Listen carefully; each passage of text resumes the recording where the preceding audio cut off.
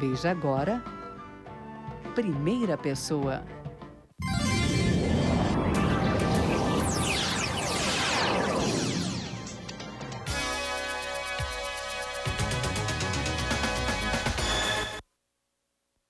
O Primeira Pessoa desta semana possui audiodescrição, recurso destinado a pessoas com deficiência visual.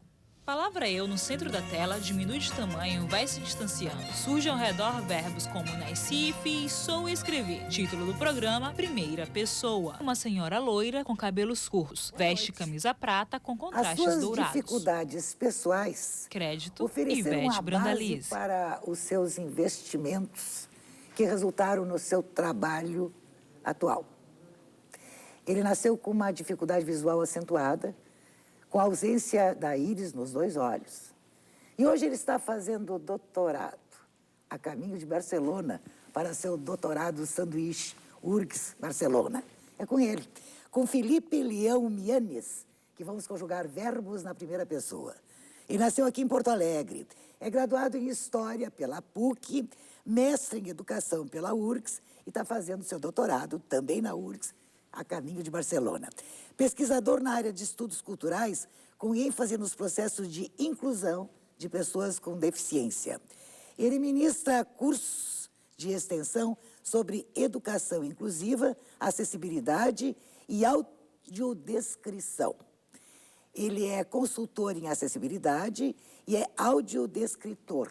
E é, junto com alguns amigos, proprietário da empresa Tagarelas, tá certo isso, né? Autodescrição.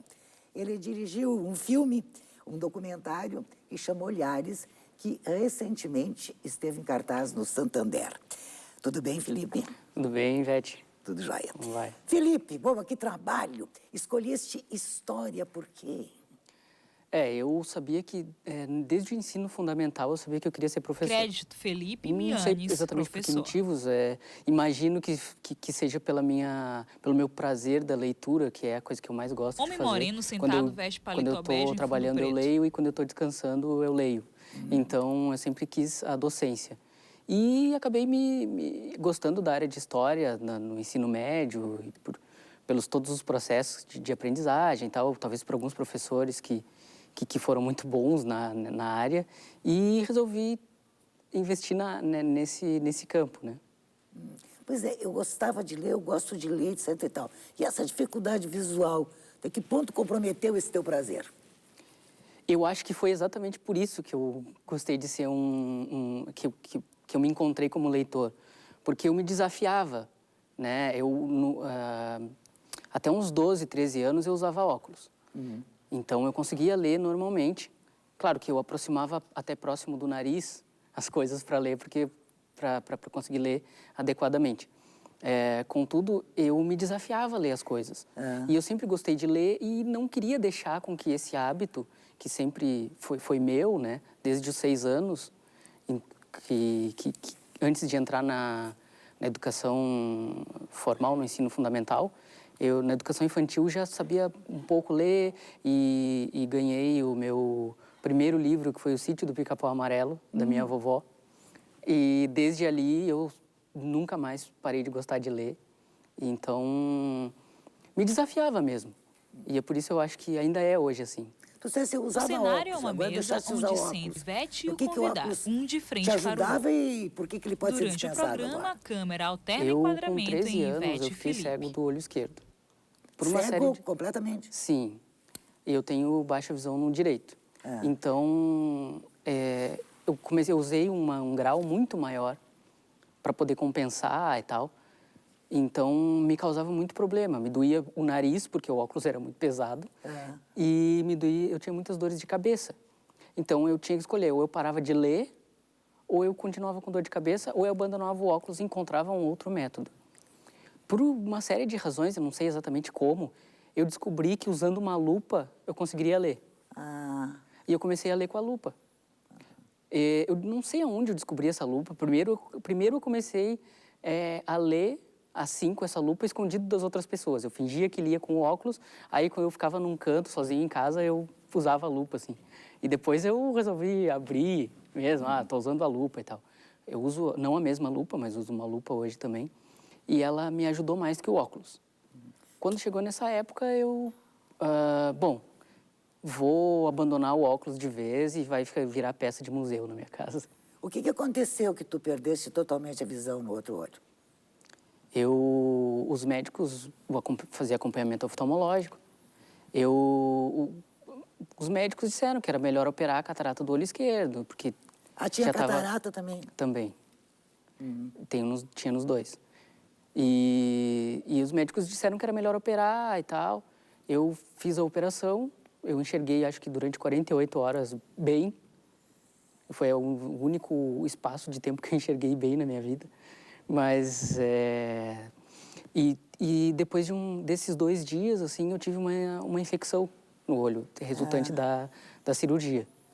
E a partir dali teve uma série de intercorrências que me levaram a ter glaucoma, que me levou a fazer uma outra cirurgia e que me levou a não enxergar mais desse olho esquerdo. Tu tá contando isso e sorrindo, mas tu tivesse que lidar com a tua esperança e com a frustração. Como é que foi isso para ti? Foi muito engraçado, porque quando eu acordei da anestesia, porque como eu tenho aniridia, eu tive que tomar anestesia geral. Então, eu me lembro que quando eu acordei da anestesia e estava com o olho tapado, eu já percebi que não enxergava. E os meus pais tentando me contar que eu não enxergava e eu tentando dizer para eles da melhor forma possível que eu também não estava enxergando. Então, foi uma dificuldade muito mais de comunicação ali na hora do que... Mas eu não sei se é uma questão de temperamento ou... Bom, enfim. O fato é que a primeira coisa que eu pensei, bom, eu ainda tenho um. Eu não pensei no que eu perdi. Eu ainda penso isso hoje em dia, né? Eu não penso nas coisas que eu perdi, eu penso nas coisas que eu posso ganhar. Então, eu pensei, bom, tenho um ainda. Então, se muita gente vive sem nenhum, por que eu que tenho um ainda vou reclamar, né? Pois é. Tu pensa naquilo que tu pode ganhar e naquilo que tu pode conquistar. Agora, encontraste muitos problemas nessa caminhada em busca dessas conquistas. Bastante. Às vezes, eu não paro muito para pensar nessas dificuldades. Quando era adolescente, menos ainda. Eu simplesmente ia e fazia. Se dava para fazer, eu fazia. Se não dava, eu não fazia. Então, eu nunca parei para pensar muito nessas dificuldades. Tanto é que eu vinha me dar conta de muitas coisas, muitos problemas de preconceitos, de discriminação, depois, agora, já uns 5, 6 anos atrás, me lembrando das coisas que aconteciam. Porque antes eu não sei se eu não dimensionava, se eu queria esconder de mim mesmo, ou não sei. O fato é que eu não pensava muito nisso, né? Pois é, esconder de mim mesmo. Parece que tu ficaste assim, o especialista nisso, na arte de esconder. Escondeu que tinha perdido o olho, escondeu que estava usando lupa. E parece que tu escondeste durante muito tempo que tu ias ao cinema e não vias o filme. Também. Até uns 3 anos atrás, mais ou menos. Felipe Mianes, não, professor. Na verdade, eu até ia e dizia para as pessoas que tinha entendido o filme quando eu lia a sinopse antes. É claro, o final eu não ia saber porque nunca contavam o final. Mas isso foi até a metade da minha adolescência. Assim, depois, quando eu já tinha uns 20 e poucos anos, eu já dizia, não, eu só vou acompanhar vocês, vou assistir o filme, mas eu não entendo nada mesmo. Ali já também me deixei libertar por isso. Isso é que te levou para a audiodescrição? Sim, com certeza que sim. A primeira vez que eu assisti um filme com audiodescrição, que eu senti que eu podia participar da vida cultural, que não fosse só na literatura, porque eu sempre gostei do cinema. E eu não tinha acesso, via de regra os filmes nacionais ajudam, mas também tem imagens que são difíceis de enxergar. Mas eu preferia, às vezes, ver meio filme do que não ver nenhum. Então, eu entendia metade da história e tal. Mas eu sempre gostei de cinema. E a audiodescrição veio a contemplar e a completar tudo isso. Cenas do documentário Os pés de 2 Olhares. pessoas avançam sobre uma calçada de pedra portuguesa. Acompanhamos seus passos curtos e inseguros. Uma delas usa bengala branca. Ambas vestem calças jeans e tênis. A imagem é trêmula. E com relação à leitura, tu chegaste a usar esse método Braille, coisa assim ou não? Não, eu não cheguei a aprender braille. Vídeo mostra menino utilizando reglete e pulsão. O método de escrita e leitura dos deficientes visuais é através do sistema Braille. Essa metodologia foi criada pelo francês Louis Braille no ano de 1827, em Paris. O Braille aproveita a sensibilidade e a capacidade de distinguir na ponta dos dedos pequenas diferenças de posicionamento entre dois pontos. Sabemos que o Braille é formado por pontos Mãos em relevo utilizam Braille. que, por meio de arranjos combinatórios, dão origem às letras do alfabeto. Como ele é um código, e ele é um código que a gente tem que usar as mãos e tem que ter muita atenção para isso. Primeiro porque eu me envolvo em 300 projetos ao mesmo tempo, então eu nunca tenho tempo para parar e aprender, assim.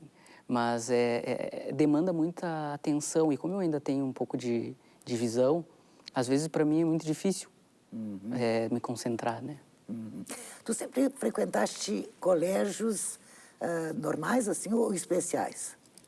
Não, sempre frequentei escolas comuns. E que tipo de... Não tivesse nenhum tipo de problema com colegas, com professores? Eu tive muito poucos, eu não lembro de um problema muito específico. Eu me lembro que tinha algumas coisas e tal, porque que eu lembrei depois, algumas coisas muito mais voltadas para os professores e para os servidores das escolas, no âmbito da acessibilidade, enfim, do que com os colegas. Até porque também, até metade da minha adolescência, sei lá, um pouquinho mais para o fim, eu sempre fui, como eu disse, como eu gostava de ler, eu me isolava muito. Eu vivia um pouco isolado e tal. Quando eu entrei no ensino fundamental, um pouco depois, eu tinha meus amigos, só que eu gostava mais de ler do que ficar com eles. Então, porque as brincadeiras de corrida, tudo aquilo, era um pouco difícil de fazer, enfim. Mas eu sentia uma certa solidariedade, assim. Se faziam pelas minhas costas. Eu realmente não lembro. Tu te sentiste poupado na escola? Professor de educação física, por exemplo, os próprios professores, a colocação da tua classe em relação ao quadro negro, tu foste poupado ou não? Ou tivesse que abrir caminho? No princípio, sim. Até o ensino fundamental, sim. Poupado aí? Sim, eu sentia que havia uma certa... não digo benevolência, porque não sei se a palavra é essa, mas havia um certo lastro que eu podia seguir que os outros não podiam. No ensino médio, isso terminou, felizmente. E, às vezes, eu até aprontava, que era para ver até onde eu podia ir mesmo. E eu não confesso que não era dos melhores... Eu era um bom aluno, mas não era dos que gostavam tanto, assim, de estudar, até porque eu memorizava as coisas. E, então, eu não era dos mais aplicados nas exatas, por exemplo, né? Exatas, não? Não, nem um pouco. E até na hoje. família, tu foste poupado? Tiveste privilégios ou não? Não. Quantos irmãos tu tens? Tenho um, que é Mais engenheiro velho, mais elétrico. Então, a gente, meu pai e a minha mãe, nós brincamos que cada um ficou com um lado das ciências. O meu irmão hoje é engenheiro elétrico, trabalha na PUC e tal. E totalmente do lado das exatas, e eu totalmente do lado das humanas. Na hora de fazer essa família foi bem dividida a coisa mesmo. Mas não, os meus pais nunca me pouparam, muito pelo contrário. Eu acho que eu faço essas coisas que eu faço hoje. E se eu tenho alguma autonomia, que eu acho que eu tenho bastante, eu acho que eu devo a eles isso, assim. Porque desde pequeno eles disseram para mim, bom, a tua condição de deficiência não vai ser impeditivo de nada para ti. Isso significa também que as cobranças vão ser as mesmas. Não é por causa da tua deficiência que tu não vai ser cobrado como tu estava na escola. Se tu fizer alguma coisa errada, tu vai ser cobrado também. Até porque o mundo vai fazer isso contigo. Então, eu sempre me senti contemplado nesse sentido de ter autonomia. E o que eles me diziam é, se tu precisar de ajuda, tu pede. Se tu não pedir, é porque tu não precisa. Então, eu acho que isso foi muito importante para mim. E na época, muita gente condenou isso. Porque há 20 anos atrás não se tem essa ideia de inclusão que a gente tem hoje. Então, como vai deixar o teu filho andar sozinho? Ou, enfim, isso era uma coisa que não se fazia. Ou seja, tu usa condução sozinho desde cedo. Te ensinaram a pegar um ônibus, a sair do ônibus, etc e tal. Desde os 13, 14 anos, eu acho. E essa autonomia vai até que ponto? Tu mora sozinho hoje? Como é que é a tua vida hoje? Eu sou casado, eu moro com a minha esposa e... Que enxerga muito bem? Sim, às vezes mais do que eu gostaria. ela me ajuda bastante, assim, e muito embora às vezes eu peça para ela não me ajudar. Porque eu tento manter o máximo de autonomia possível. Claro que é aquela coisa, eu quando preciso peço ajuda, mas eu tento manter o máximo de autonomia que eu posso. Pois é, ela te ajuda. E tu a ajudas? Qual é a tua participação nessa vida doméstica? Olha, eu acho que eu sou um bom cozinheiro. Ah, é? O que tu sabe fazer? Aquelas comidas cotidianas mesmo, né? Macarrão, feijão, arroz. E até uma coisa que as pessoas se apavoram muito. Bom, eu sei cozinhar. Primeiro que as pessoas se apavoram que eu sei cozinhar. Segundo, que eu corto temperos sem olhar para os temperos que eu estou cortando. Carne também. Então, a primeira vez que a minha mãe viu isso, quase teve um ataque cardíaco. Sim, claro. Porque... Só que se eu olhar, eu não vou enxergar. Então, não vai fazer diferença nenhuma eu estar olhando para aquilo ou não. Nunca aconteceu nenhum acidente. Fazem, acho que, sei lá, 15, 16 anos que eu aprendi a cozinhar com meu pai, que é o mestre cuca da família, né? Tá, e os temperos? Tu tens que localizar os temperos, deve ter uma certa ordem que tu sabe perfeitamente cada coisa onde está. Exatamente. Isso é um problema muito sério em casa. Crédito, Porque Felipe eu Mianes, tento manter a ordem professor. das coisas sempre. Porque se não tiver ordem, eu não vou saber o que é o quê. Tal coisa está do lado de tal coisa, então sempre tem que ficar naquela ordem. A gente brinca que casa de pessoa com baixa visão, casa de cego, se tu for um dia e depois for daqui a 20 anos, ela vai ser a mesma coisa. Porque a gente nunca mexe no mobiliário, na ordem das coisas, porque a gente já sabe por intuição onde elas estão. Pois é, mas você acha que tu não olha para a carne porque tu não vai enxergar. Mas tu enxerga para ler.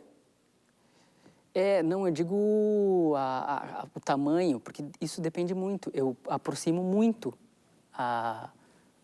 o material para ler. E a carne, eu teria que aproximar demais, que talvez a faca me causasse alguns problemas nos olhos e tal. Então, por isso, sendo de longe, eu não tenho a dimensão do tamanho, por exemplo. E com a mão, fazendo só com o tato, eu sei. É um dedo, é 2 dedos. É mais fácil para mim. Tá, e tu disseste que aprendeste com o teu pai, e hoje, quer dizer, as tuas receitas, são receitas que tu repetes ou tu crias muito na cozinha? Não, eu não crio nada, eu sou só um copista mesmo. Eu não... É só coisas do cotidiano mesmo, assim, nunca me atrevi a fazer algo um pouco diferente disso, não. Pois é, mas estás te atrevendo a fazer numa área que é a área do cinema, né? Fizeste esse documentário Olhares. Como é que tu buscaste as pessoas? Bom, Quem é que produziu primeiro? Eu e a Mariana Bayer, Vídeo de Mariana que é apresentando aqui quadro da no TV, programa inclusive. Cidadania. A gente se conheceu em 2011 e tivemos a ideia de fazer um filme. Bom, a história do documentário começa em 2007, quando eu conheci a música Peças de Pessoas, da Adriana Defente. E é uma música que me tocou muito, porque fala de questões de diferença e tal. E eu sabia que eu queria fazer alguma coisa com aquela música, não sabia exatamente o quê. E depois conheci a Mariana, sabia do potencial dela como jornalista. Vi alguns documentários, vi o documentário Janela da Alma, e resolvi juntar as coisas. Bom, por que a gente não faz um documentário mostrando que as pessoas com deficiência visual podem ser diferentes entre si? Não são todas iguais. A gente tem, às vezes, um estereótipo, um desconhecimento de que as pessoas com deficiência visual são sempre a mesma coisa. Felipe, né? Eu estava também aqui bem distraída, não vi sinal. Nós temos que fazer uma pequena interrupção, tá? Para continuar, então, continuamos falando no documentário Olhares, no próximo segmento, tá certo? Tá certo. Aguardem. Título primeira pessoa surge sobre a palavra eu. Primeiro em fundo branco com letras pretas, pessoa em fundo preto com letras brancas. Título primeira pessoa surge sobre a palavra eu. Primeiro em fundo branco com letras pretas, pessoa em fundo preto com letras brancas. Nós Crédito, continuamos conjugando Ivete verbos na Brandaliz. primeira pessoa com Felipe Leão Mianes. Os contatos com a nossa produção podem ser feitos pelo nosso endereço eletrônico, primeirapessoa@tve.com.br, ou pelo nosso telefone 32 30 28 35. Felipe, te interrompi quando tu tentavas me contar como é que surgiu a ideia do documentário Olhares. Crédito Felipe depois Mianes, que eu professor. me dei conta de que eu precisava fazer alguma coisa para mostrar de alguma forma Homem jovem, que moreno, as veste pessoas com deficiência paletó visual bege são e camisa diferentes branca. entre si, até porque às vezes as pessoas acham que quem tem deficiência visual são só os cegos, mas existem muitas pessoas com baixa visão, que é, digamos, o intermediário, né? E eu e a Mariana temos baixa visão. E a gente queria mostrar essa multiplicidade de possibilidades e de comportamentos que as pessoas com deficiência visual têm. E também queríamos mostrar o acesso cultural delas, né? E juntamos as coisas, juntamos os nossos conhecimentos e nos encontramos um dia. Eu disse para ela, eu tive uma ideia de fazer um documentário e tal, o que tu acha? Ela foi mais doida que eu ainda e aceitou. E começamos a pensar no processo de produção. Ela me fez uma pergunta que até hoje eu acho que foi fundamental para o sucesso, né? Se é que a gente pode dizer que foi um sucesso. Eu perguntei para ela, me perguntou: o que nós temos para fazer? Eu disse: vontade. Não tínhamos nada. Começamos a estabelecer algumas parcerias com um grupo de pesquisa que eu estudo lá na URGS, com a Faculdade de Biblioteconomia da URGS, com o programa Incluir, que é o programa que presta acessibilidade lá na universidade, e conseguimos as coisas aos poucos. Bom, precisávamos de uma câmera, conseguimos a câmera. Precisávamos de bolsistas para filmar, filmavam. Conseguimos os bolsistas. Até porque eu e a Mariana talvez não fôssemos tão bons cinegrafistas assim. E precisávamos de locomoção, conseguimos a locomoção. Era muito na base aparecia o problema e a gente tentava resolver.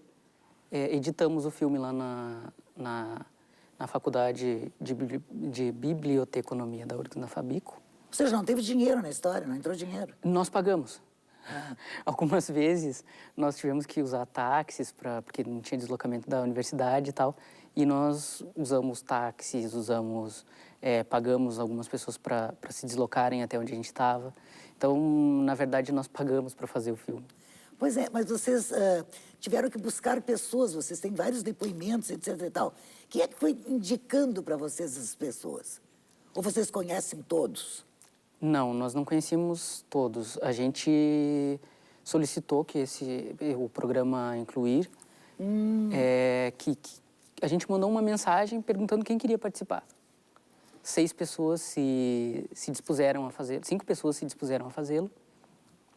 E logo nós partimos para as entrevistas e as pessoas tinham alguns compromissos, então essa parte demorou um pouco, mas elas foram escolhidas a partir desse ponto, né, do programa Incluir, passar para as pessoas mesmo. E como é que o filme foi recebido?